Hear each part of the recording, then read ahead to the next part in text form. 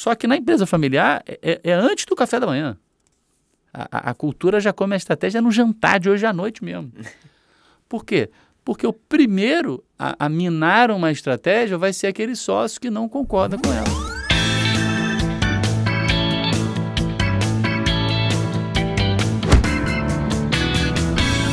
Oi pessoal, tudo bem? Estamos aqui para falar de um tema muito interessante sobre o qual pouca gente conhece, que é empresa familiar. E para falar desse tema, ninguém melhor do que Bernardo Medina, que está aqui comigo, para a gente poder explorar alguns aspectos aí que podem ser interessantes para você. Ok, tudo bem, Fábio, obrigado aí pelo convite. Para mim vai ser um prazer aí falar sobre esse assunto. E eu falo que a empresa familiar, ela é a empresa do mundo real, é a empresa original. No fundo sempre foi assim, são pessoas que se juntam para sustentar suas famílias e fazer o próprio mundo girar. Bernardo, eu já te conheço, agora conta aqui para quem está assistindo, quem é Bernardo Medina e como você se tornou consultor empresarial? Rapaz, essa é uma pergunta profunda, eu vou tentar responder assim de forma mais simples, né? Meu pai, hoje em dia, para você ter uma ideia, né, ele diz que eu nasci consultor, né? O que obviamente não é possível. Mas é porque eu acho que criança eu já tinha esse jeito assim de questionar as coisas, às vezes até um pouco metido ali, achar que já sabia tudo, mas sempre também muito curioso e tal. Então acho que essa postura já estava desde o começo. Só que eu fiz uma trajetória um pouco diferente, como você sabe, a minha família sempre teve negócio, sempre convivi no meio empresarial. Você sabe que empresa familiar é assim, o pai leva o filho para o trabalho, aí na hora que tem um compromisso acaba levando você num cliente, num fornecedor, então isso era o meu dia a dia. E eu até achei que isso era normal, achei que todas as pessoas viviam dos seus próprios negócios, né? O que não é o caso, mas tem lá o seu espaço no mercado. Então foi muito natural que quando eu cheguei na minha adolescência e senti vontade de ter uma primeira experiência profissional, foi muito natural que isso acontecesse na empresa da família. É claro que meu pai também tinha esse interesse, ele me direcionou um pouco para isso. Mas o fato é que quando eu entrei de vez ali num ambiente, que foi por volta dos meus 14 para 15 anos, dando expediente na empresa, né? No início era uma carga horária menor, depois foi aumentando, eu vi que o mundo empresarial era um mundo real. Porque ali você descobre de fato como que o mundo se move, como as coisas acontecem, como a gente diz por aí, né? Isso a Globo não mostra. Uhum. Então a gente vê as coisas funcionando porque por trás daquelas coisas, seja, sei lá, o restaurante, o hospital, tem uma empresa ali, ou um dono de empresa que o cara foi lá, ele botou aquilo para funcionar, pensando em sustentar a família dele, mas, entregando um serviço. Então eu fiz esse caminho, só que lá na frente chegou um ponto que eu queria ter o meu próprio negócio. Então a gente viveu um processo de sucessão dentro da empresa. Eu já havia ocupado o espaço do meu pai, tudo de forma pensada. Meu pai também queria se aposentar, queria viver de outras coisas. Só que eu acabei preferindo, depois desse afastamento dele, depois de alguns anos, eu vendi a minha participação porque eu queria me dedicar 100% à consultoria. Então, teve um tempo que eu fiz as duas coisas. Estava como sucessor ali, como empresário ali, entre 2008 e 2013 aproximadamente, eu convivi com esses dois papéis, né? A atividade de consultoria era algo que era um hobby. Ajudava um amigo, ajudava um colega assim, de faculdade, de MBA, etc. Sim. Interessante, foi de forma muito natural, né? Você cresceu nesse ambiente e foi aprendendo com a sua vida desde cedo. Não, literal. O meu avô diz que com 8 anos de idade eu perguntava, nas empresas que eu visitava, eu chegava lá perguntando qual era o faturamento. Quanto é que fatura isso aqui?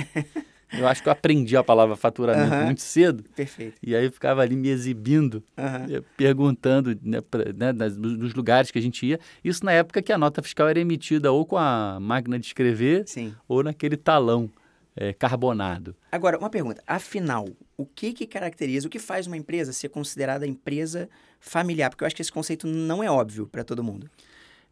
De fato não é. Assim, oficialmente falando, a empresa ela é familiar se o controle dela, ou seja, os sócios que estão ali, de fato, no contrato, eles são de uma mesma família. Então, se eu tenho mais de um sócio, por exemplo, 2, 3 e tal, e eu estou falando de 2 irmãos, ou eu estou falando de um marido e uma mulher, essa empresa seria oficialmente uma empresa familiar. Só que a minha consideração, ela vai além disso. Por quê?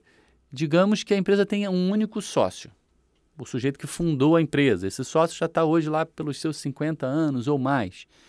É muito provável que, embora ele seja o único sócio no papel, que ele conte com algum grau de ajuda da esposa na operação do negócio. Pode ser até que ela esteja como funcionária, talvez não está registrada, mas ela ajuda. Ou se não é a esposa, é um filho, etc. Ou seja, já tem indivíduos-chave do negócio que são da família. Sim. E aí você concorda comigo que você traz um certo grau de emoção? Com certeza. Né, um grau ali de informalidade, né, de improviso. Exato. E aí isso vai caracterizando uma maneira de tocar a gestão, uma maneira de enxergar um negócio que é uma maneira familiar. Típica da empresa familiar. Típica da empresa familiar. Uhum. Isso não é necessariamente ruim. Daqui a pouco a gente pode falar sobre isso. Mas isso caracteriza ela ser familiar. Agora, de acordo com a sua experiência, então há anos trabalhando com isso, quais são os problemas típicos que mais afetam, tanto do ponto de vista da frequência quanto da intensidade, né, a empresa familiar? Olha, a gente pode até, baseado no que eu falei há pouco, a gente pode pensar o seguinte, né? Se a empresa familiar ela tem pessoas de uma mesma família, que são pessoas que se querem bem, né? Pelo menos na maioria das vezes, né? Enfim, um pai vai querer bem a um filho, os irmãos, irmãos são um capítulo à parte, nem sempre podem se querer tão bem assim se a relação estiver desgastada lá no futuro. Mas o fato é que eu tenho uma carga grande de emoção, né? E então, primeira característica-chave é a emoção. A segunda característica-chave que a gente tem é que, de fato, a gente tem como é que eu vou dizer, um alto grau de improviso no desenrolar do negócio. O que é o improviso? É como você sabe resolver, você teve que começar um negócio do zero. Então, muitas vezes você fez coisas que você ainda não sabia, aprendeu fazendo. Então, você improvisou, é o lado bom do improviso. Sim. Só que, às vezes, a empresa já cresceu, você já está estruturado com dezenas de funcionários, centenas de funcionários, e sem perceber você acaba mantendo esse jeito improvisado de fazer as coisas, mas que não cabe mais no pote. Até pelo porte da empresa teria que estar formalizado na forma de um processo. Não faz mais sentido. Você tem condição de fazer a coisa de maneira mais planejada, né? Então, esse improviso, ele acaba sendo um problema, né? E é interessante porque na empresa familiar, eu digo que assim, vale mais a confiança do que a competência. É uma coisa interessante, né? O pessoal até da Marinha Americana diz que é preferível você ter uma pessoa trabalhando para você que não seja necessariamente a mais competente, seja de média competência, mas que seja o máximo nível de confiança. Então, se você fizer um quadrante ali, Entendi. Confiança versus competência, o ideal não é o máxima competência e máxima não, nem o máxima competência e máxima confiança. Né? O máxima competência ele não fica na empresa. Entendi. Meu pai sempre dizia isso. Né? E eu cometi esse erro algumas vezes, tentando contratar profissionais que eram os mais competentes. É difícil reter. Meu pai dizia, meu filho, ele não vai ficar.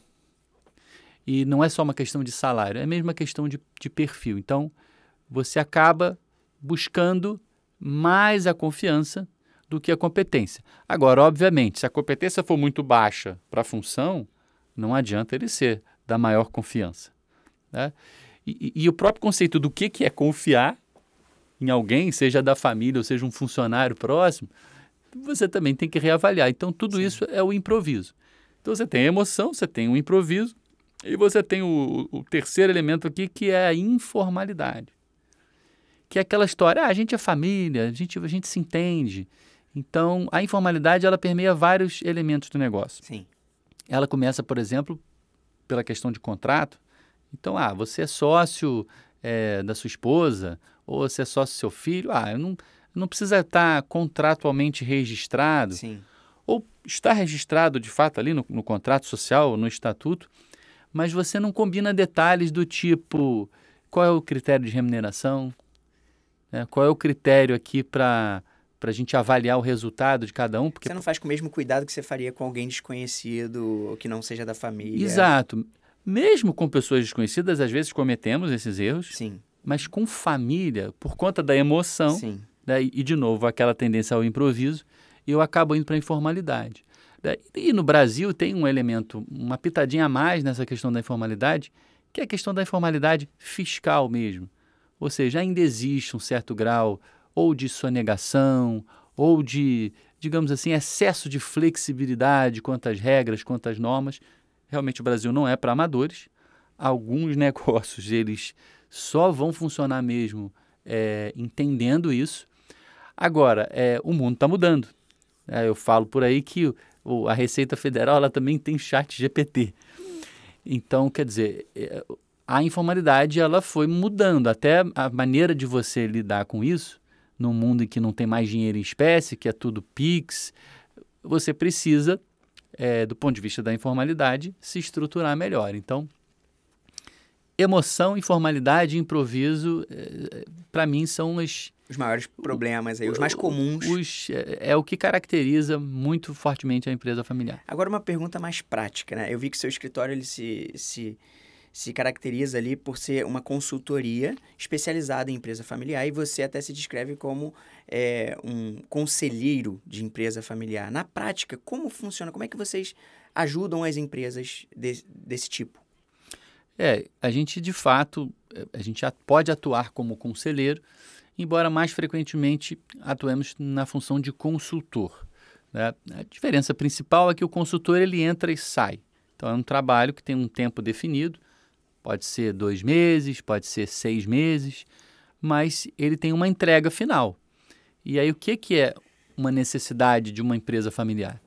Geralmente, ela não tem uma estratégia definida, e aí você tem que chegar para construir um planejamento estratégico, mas que é compartilhado com a família, que tem que saber navegar as conversas com as pessoas, né? Então, eu digo que é um planejamento estratégico tridimensional, porque ele envolve não só a empresa, mas também a família e o dinheiro, o patrimônio. Porque a empresa familiar, muitas vezes, tem essa segunda fonte de renda, muito ligada a imóveis, tá? Na maioria dos casos. Uhum. Mas o fato é que o planejamento, se ele não é feito de forma integrada, ele simplesmente não vai ser seguido.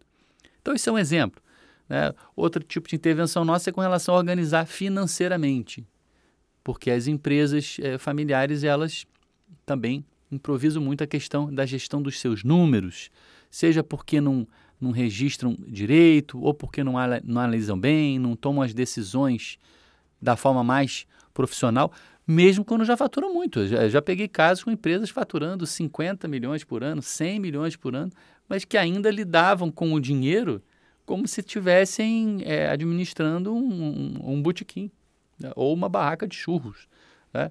Enfim, nada contra o botequim, inclusive já atendi alguns que lucravam bastante. Mas chega uma hora que um pequeno erro seu, se aquele erro ele representa 1% do que você movimentou, caramba, se você movimentou 100 milhões, você perdeu 1 milhão. Porque improvisou, porque exagerou na emoção, exagerou na informalidade. Então as nossas intervenções, elas vão muito nessa direção. A gente também ajuda a planejar a sucessão, enfim, são as principais... São os serviços que a Medina Lopes oferece para... Os principais serviços. Agora, entre eles, como você falou, o conselheiro, diferentemente do consultor, ele entra para ficar. Claro, não para sempre, mas ele vai ficar alguns anos, né? Em média, as empresas que eu acompanho, eu fico ali 3, 4 anos no conselho. Hoje eu participo de alguns. Você tem uma perspectiva mais de médio e longo prazo do que a consultoria simples? Essa é a ideia, porque, num certo sentido, a posição do consultor, às vezes, ela é um pouco confortável, porque eu vou recomendar o que tem que ser feito, vou ajudar a implementar as primeiras mudanças, mas depois eu saio. E aí cabe à empresa implementar aquilo. Agora, o conselheiro não. Ele vai o tempo todo estar fazendo as recomendações, e se aquilo não deu certo, mesmo se a empresa fez o que você recomendou, você continua ali dentro. Então, você tem o accountability. Sim. Você tem a prestação de contas. Ora, bolas, há 6 meses atrás, senhor conselheiro, Uhum. você nos orientou nessa direção. E agora? Então, a nossa responsabilidade é muito maior. Sim, com certeza.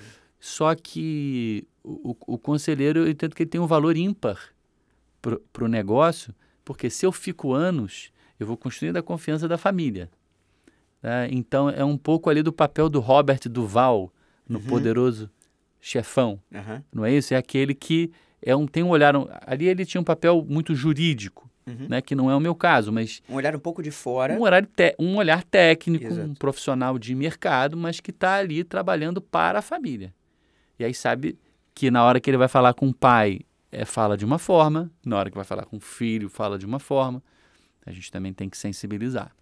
Agora, eu acompanho seus posts, seus conteúdos. Uma coisa que eu queria trazer é o seguinte: você fala muito de estratégia, né? Estratégia e as dificuldades de se criar uma estratégia no contexto da empresa familiar. Mas, assim, uma coisa que eu queria entender é: estratégia é uma coisa que está presente na vida de qualquer empresa, seja ela familiar ou não, né? Por que especificamente, nesse contexto familiar, é difícil criar uma estratégia, deixar uma estratégia clara?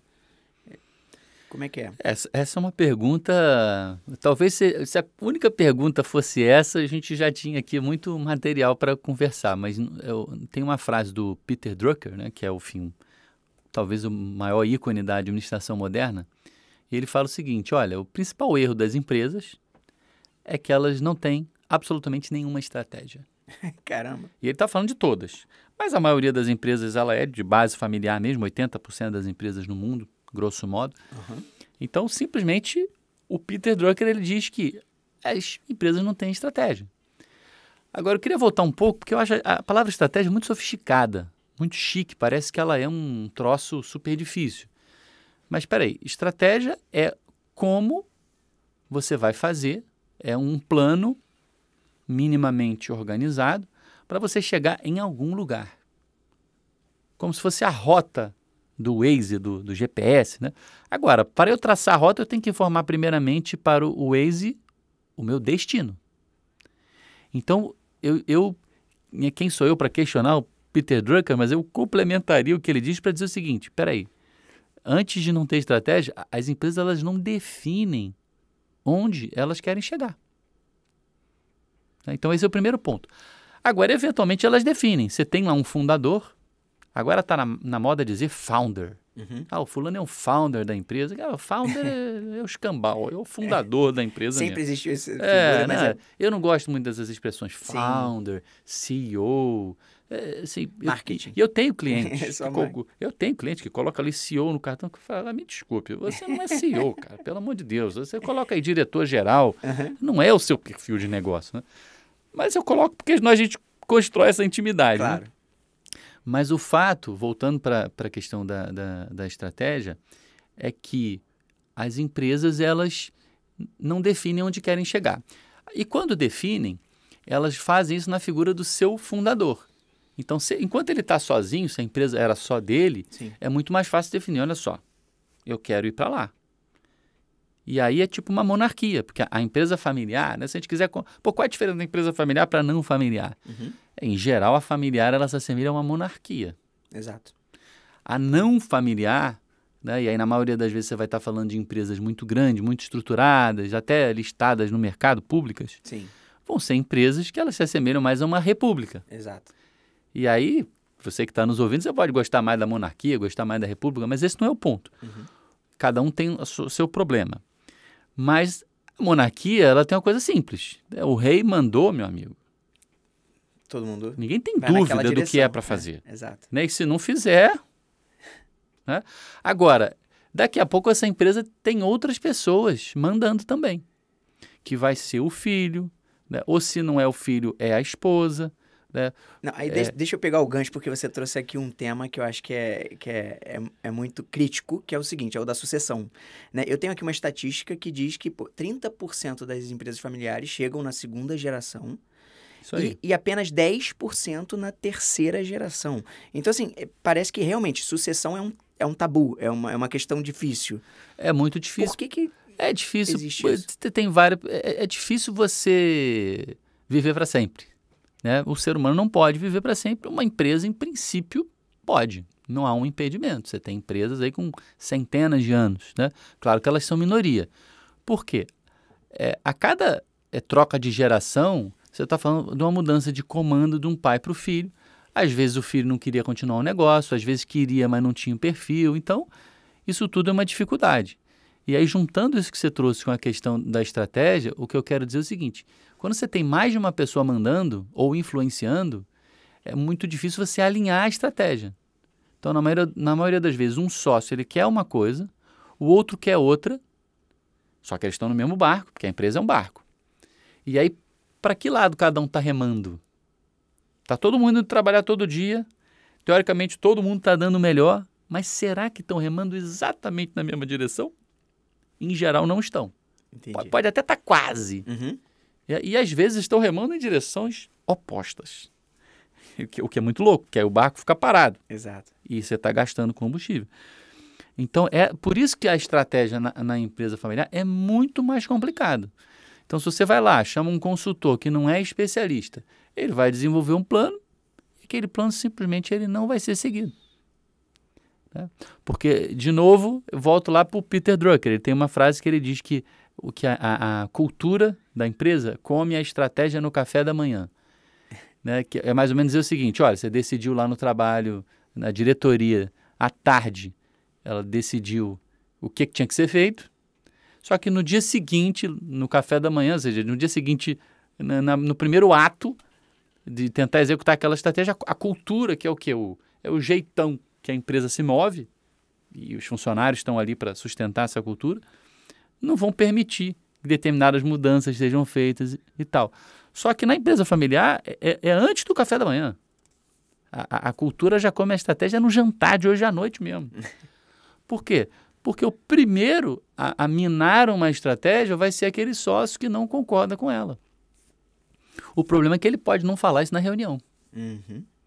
Ele pode se omitir, simplesmente. Formalmente, naquele né? momento. E aí ele vai lá, vai tirar o pé do acelerador e tal, enfim. Mas isso aí já é outro papo. Então, a estratégia é um ponto central e na empresa familiar a coisa é muito mais sensível. E é por isso que eu falava. Estratégia tridimensional. Alinhar a empresa, alinhar a família e alinhar a questão do patrimônio, né? E aí tem várias nuances aqui, mas se isso não está discutido, a estratégia ela não vai para frente. É muito interessante, porque te escutar, você está aqui falando e foi passando um filme na minha cabeça de vários impérios que a gente viu acabarem por causa desses dramas que você está falando aí, de sucessão, de manter uma estratégia, de não alinhar a visão. É impressionante, né? Eu acho que quem está escutando também certamente pode pensar em vários exemplos aqui de impérios que acabaram por causa disso, né? Agora, eu vi um vídeo seu que você comenta o seguinte: qualquer empresa familiar de médio porte tem que ter um conselho consultivo. Então, assim, explica melhor, assim, por quê? Por que é tão necessário? É porque é o que a gente falava, né? A cultura do improviso, ela é muito boa no início, porque você não pode pagar pela competência. Quem vai te ajudar? Vai te ajudar ali, cara, teu irmão. Quem está disponível. Quem está disponível, às vezes até um amigo e tal. Só que à medida que a empresa tomou corpo, ela precisa se estruturar. E o conselho consultivo, ele vai entrar para te ajudar em dois focos distintos. Ou é questão técnica mesmo. Então, quando você está discutindo os assuntos importantes da empresa, você não está só discutindo entre os sócios. Porque o sócio, ele é aquele cara que ele é especialista no produto da empresa. Então, por exemplo, eu tenho aqui uma empresa do setor audiovisual. Eu vou ser especialista naquele mercado. Ou eu tenho uma indústria química, eu vou ser especialista naquele tipo de produto, nos suprimentos e tal. Mas, geralmente, o sócio ele não é especialista técnico em gestão, em desdobramento de metas, em organização financeira. Financeira, aliás, é algo que, geralmente, nenhum sócio quer tratar. Não de forma técnica. Então, quando você tem um conselho consultivo, você tem um lugar certo para discutir aqueles assuntos sensíveis tecnicamente. Sim. Então, eu tenho o conselho, que é o ambiente, que, por exemplo, ele vai se encontrar talvez uma vez por mês. Só que você tem o conselheiro também externo. Um conselho consultivo que seja só os sócios, ele simplesmente não vai funcionar. Não vai funcionar. Vão dizer que é frescura. Ah, não tem. Olhando sobre outro ponto de vista, eu diria o seguinte: toda empresa ela até já tem esse conselho consultivo funcionando. Só que de forma, de novo, improvisada, emotiva, né? Porque é o seguinte, é aquela conversa ali no corredor de 5 minutos e o sujeito acha que ali ele discutiu uma estratégia. Pô, pelo amor de Deus, não é assim. Então, quando você tem um conselho consultivo, e aí eu estou falando aqui de algo enxuto, a gente é da ideia da governança enxuta, não é a governança dessas que a gente vê aí falando de ESG, né, sustentabilidade, essas palavras às vezes muito pomposas. Não precisa ser complexo assim. Nem pode. Né? A empresa familiar, mesmo quando ela fica muito grande, a gente fala isso, ela vai ter uma governança para fora e uma para dentro. Para fora é aquela que você vai mostrar para o mercado quer ver certas coisas, né? Legal, você vai ter aquilo, porque o mercado pede. Mas a governança que eu estou falando aqui é a governança para dentro, é como é que de fato os sócios se organizam. E aí isso tem que estar minimamente combinado. Então o conselho, ele é um lugar que você vai sentar, por exemplo, uma vez por mês, e ali você vai discutir o que não é urgente. Perfeito. Por quê? O que é urgente... A gente é engolido por essas coisas. O que é urgente, você já discute todo dia. Os sócios normalmente vão conversar todo dia. Vão tomar decisão o tempo todo. Mas sobre aquele assunto quente. Exato. Urgente ali. Pois é. Agora, inteligência artificial. Né? Para a maioria dos negócios hoje, não é urgente. Sim. A empresa está tocando. Pois é, sem isso. Mas já é importante. Exato. Concorda? Uhum. Né? Falei inteligência artificial, seu olho aí já brilhou. E é aquela coisa o que é importante hoje se torna urgente amanhã. Gente, não precisa inventar matriz de Eisenhower, né? Presidente norte-americano, então importante, urgente, você cruza ali os quadrantes. Então, aquilo que é muito importante, mas não é urgente, em geral, você simplesmente deixa para lá. E aí você perguntou, por que a empresa depois quebra? Ora, por quê? Na sucessão, você falou, por que na sucessão 70% morre? Isso. É justamente porque você tem um momento sensível da empresa, que é a passagem do bastão, é a mudança de geração, mas você tem o desgaste da empresa. Porque a sucessão ela vai acontecer tipicamente uma empresa que está ali entre 30 e 50 anos de existência. Geralmente a primeira sucessão é esse. Entendi. Então, uma empresa que já se mostrou lucrativa durante esse tempo todo, ela já está desgastada, ela tem um modelo de negócio que funcionou lá atrás. Será que ele foi modernizado? Sim. Então, se eu tenho um conselho onde eu tenho alguém me provocando, e aí a importância do membro externo, porque o membro externo ele está pago para estar ali. Exato. Então, não só ele pode... E ele vai trazer esses temas que não são... Ele tem um interesse pessoal Exato. em que aquele conselho funcione. Né? Se o conselho não funcionar, ele perde a sua posição. Mas, ao mesmo tempo, ele não é funcionário da empresa. Então, ele não tem um medo de falar algo que o dono não goste. Eu, pelo menos, não tenho. Porque se aquele empresário, por algum acaso, ele não gostar do que eu falei ou não quiser mais que eu trabalhe para ele, eu estou trabalhando para vários outros. Então, eu posso falar algo, inclusive eu vi isso semana passada de um gerente financeiro de uma empresa. Ele falou, poxa, mas eu não posso falar isso, né, para o seu fulano, que é aqui o dono do negócio. E eu falei, fulano, cicrano, na verdade, né? Eu te entendo, deixa que eu falo, eu posso. O chapéu do consultor ou do conselheiro te permite certas provocações, porque em tese você foi pago para dar opinião. Exato. Né? Aliás, voltando à pergunta inicial, por que eu virei consultor? Eu adoro dar opinião. Adoro dar opinião, inclusive quando não sou chamado. Entendeu? Só que consultor é melhor dos mundos se eu estou sendo pago para dar aquela opinião. Exato. Modéstia à parte, eu costumo opinar sobre o que eu conheço. Né? E voltando para o que você falou da diferença entre consultor e conselheiro. Você dá a opinião, mas o papel ali, por exemplo, principalmente como conselheiro, né? A accountability que você falou, você tem responsabilidade para depois arcar com as consequências daquilo que você sugeriu. Exato, e aí isso nos leva ao segundo ponto que o conselho contribui. Então, falamos muito agora da parte técnica que o conselho ajuda, mas a outra parte que o conselho ajuda é justamente na mediação das conversas entre os sócios. Por quê? Sempre há um conflito. As empresas não gostam de falar dessa forma, podemos chamar de desalinhamento entre sócios, desgaste, né? Podemos falar aqui que é uma questão de soft skills, mas o fato é que quando você está falando de estratégia, um pensa A, o outro pensa B.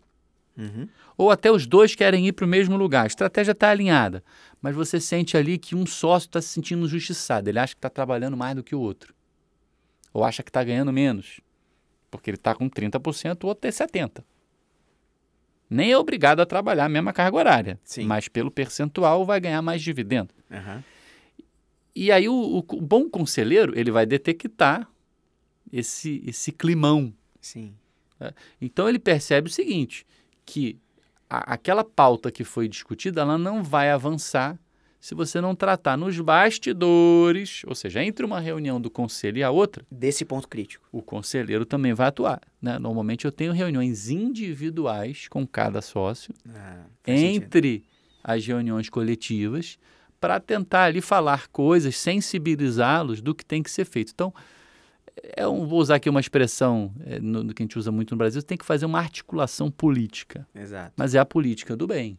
Exato. Para fazer essas engrenagens. Tem que fazer um rodarem. lobby, é um lobby, mas em prol da empresa. Eu estou ali trabalhando para a empresa, né? Ou para a família, se a empresa é toda de uma mesma família, eu estou trabalhando para aquele sobrenome. E às vezes, para eu proteger o sobrenome, eu tenho que fazer algo que vai desagradar alguém, Sim. né? Ou recomendar algo assim. Claro. Então, resumidamente, o conselho ele vai te ajudar a ter uma parte técnica robusta e vai te ajudar a ter as discussões maduras, ter as conversas difíceis, né, com a devida mediação. Então, a mediação ela tem que ser uma habilidade desse conselheiro. E sem conselheiro externo, na minha opinião, não há conselho consultivo que funcione. Faz sentido. Agora, deixa eu fazer aqui um papel de advogado do diabo, posso? Pode? Seguinte, por que vamos lá. Será que uma consultoria de outra natureza que não seja especializada em empresa familiar, por exemplo, eu vejo que muitas empresas, para vários assuntos, recorrem a um escritório de advocacia, uma consultoria dessa natureza, né? Será que uma empresa que não seja especializada não entrega muitas dessas coisas? Então, assim, qual é o diferencial realmente por ser uma consultoria especializada nesse ramo? Olha, na minha opinião, né, claro que eu sou suspeito para falar, mas se você é uma empresa familiar, você tem que buscar uma consultoria especializada da mesma forma que uma criança, quando vai ao médico, ela precisa ir no pediatra. É um médico específico, porque aquele organismo ele tem aquela característica ou aquela maturidade até, de certa forma. Pode parecer uma analogia desconfortável, mas essa é a verdade.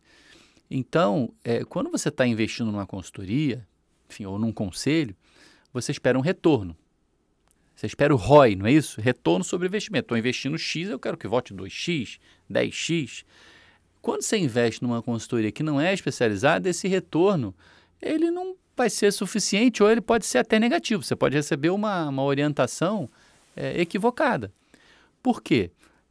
Vamos falar, por exemplo, dos nossos colegas da área jurídica. Eu digo nossos porque também temos advogados que fazem parte, né? Você sabe, a Paula é advogada, a gente Sim, tem exatamente. associados que são advogados na Medina Lopes, então o jurídico faz parte da nossa entrega. Mas se eu, como cliente, como empresário, eu sinto que eu estou com um problema de governança, eu sinto que, enfim, os sócios não estão se entendendo, e eu já vou procurar um escritório de advocacia, como meu pai dizia, meu filho, se você leva seu carro no mecânico, seu carro vai ter um problema. O mecânico vai dizer que o carro tem um problema. Sim. Porque ele precisa fazer o serviço. Entende aqui? Caiu na rede é peixe. É claro. Então, só que quando você leva para um escritório de advocacia, você enviesou muito o tema. Você já está falando de um tema jurídico, né? E aí é aquela história, né? Se você só tem martelo, você vai achar que tudo é prego. Uhum. Então, com todo respeito aos colegas advogados, né? O que acontece é que eles vão tentar resolver tudo com um contrato. Ou seja, sob essa perspectiva apenas, né? Sobre esse... Pois é, mas nós fazemos repetidamente contratos. Exato. Só que a parte jurídica é a última. A primeira coisa que você tem que fazer, primeiro você tem que entender o negócio. Tem que entender o modelo de negócio. Tem que entender os números. Eu não acredito em nenhum consultor empresarial que não domine a parte financeira. Ah, mas a pessoa ela é aqui da área de recursos humanos. Desculpe, se ela não domina números, ela não pode ser consultor, para mim, de nenhuma área. Porque tudo vai ter que ser... Ela não precisa ser especialista em finanças.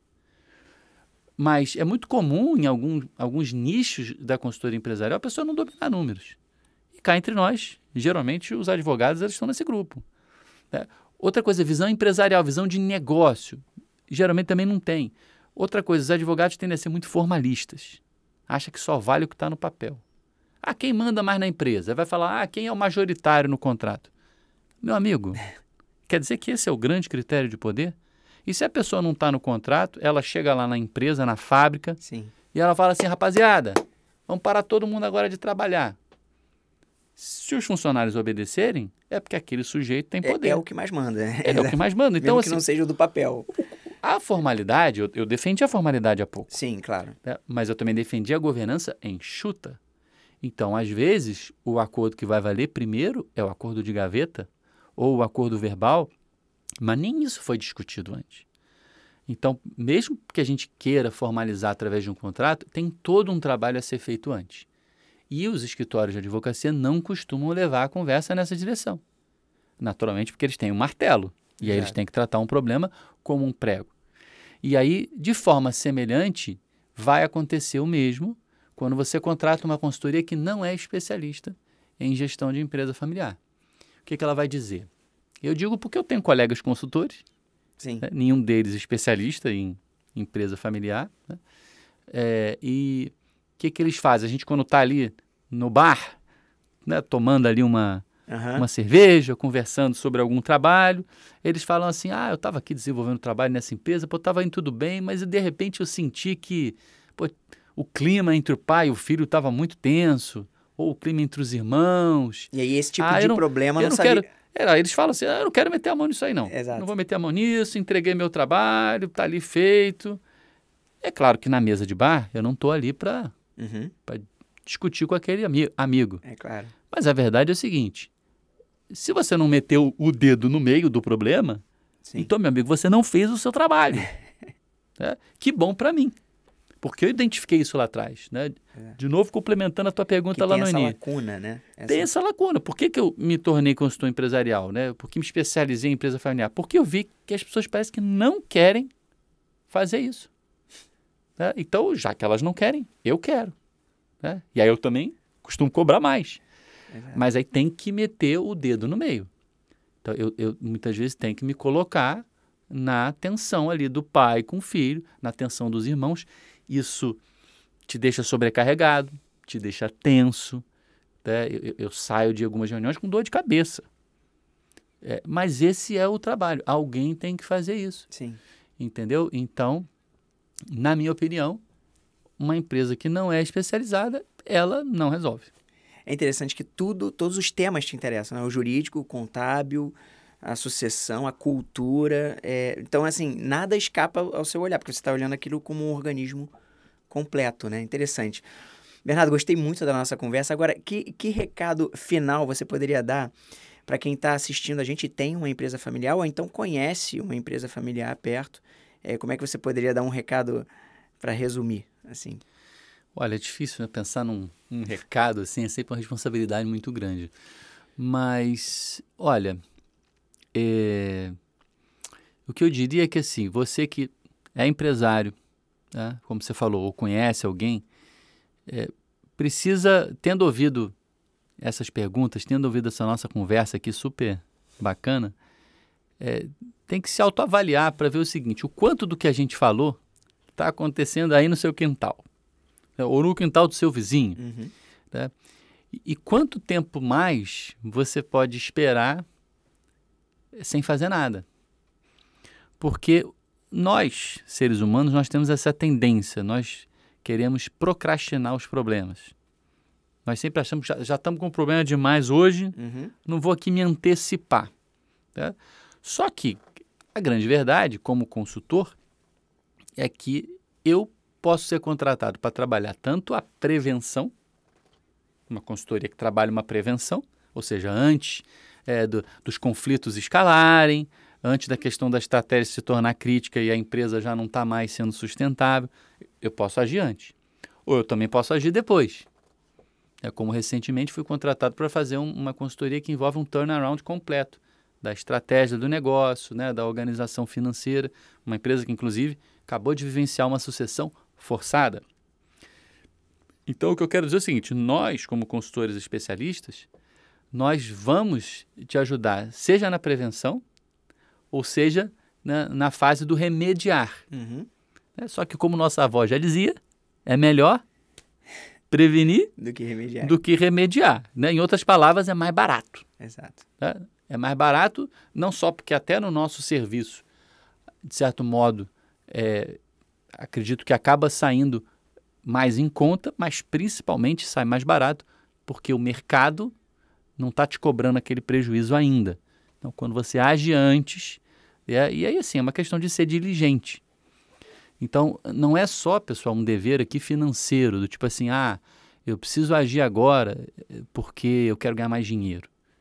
Não, peraí, uma empresa familiar é algo maior do que isso. Você imagina que você tem um compromisso aí com o nome da família. Com as gerações que estão vindo, né? Pois é, olha o nome aqui da minha empresa, é o nome da minha família, como muitas outras. Então, se eu prezo por isso, eu preciso ser diligente. A diligência é uma virtude, né? A diligência, saber que a diligência é o inverso da preguiça, da assídia.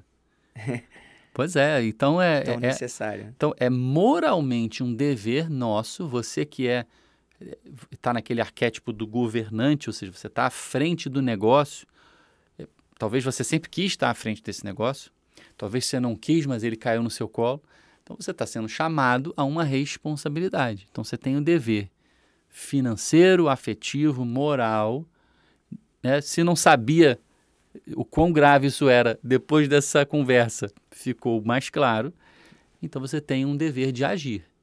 Então, seja você o próprio empresário, enfim, você a própria família que está vivenciando tudo isso, ou seja você conhecendo uma outra família que está vivenciando, eu acho que você tem que levar essa mensagem adiante e tomar uma ação. Então, busque uma consultoria especializada, pode entrar em contato conosco, pode tentar buscar alguma outra opção, mas não tem como, né? Você, é aquela história, passou dos 40, já tem que estar entrando nos exames, exatamente, não é isso? A analogia com o corpo humano é perfeita. O corpo humano, você vai adiando alguns problemas. Eu falei depois dos 40, que é mais ou menos onde eu estou em termos de faixa etária, eu já senti que é isso, tem que buscar essa prevenção, porque acabou o boom genético. Exato. A idade, o desgaste do corpo, melhor que seja a sua genética, ele vai acontecer. Só que na empresa não é depois dos 40. Né? Aí qual é esse número? Aí não sei, talvez depois, em termos de anos, talvez depois dos 15 anos de empresa, quer dizer, 20. Aí é uma outra história, mas você que está nos assistindo certamente sabe se tocou aí o teu íntimo e está na hora de agir. Perfeito, então o recado está dado. Obrigado. Até a próxima.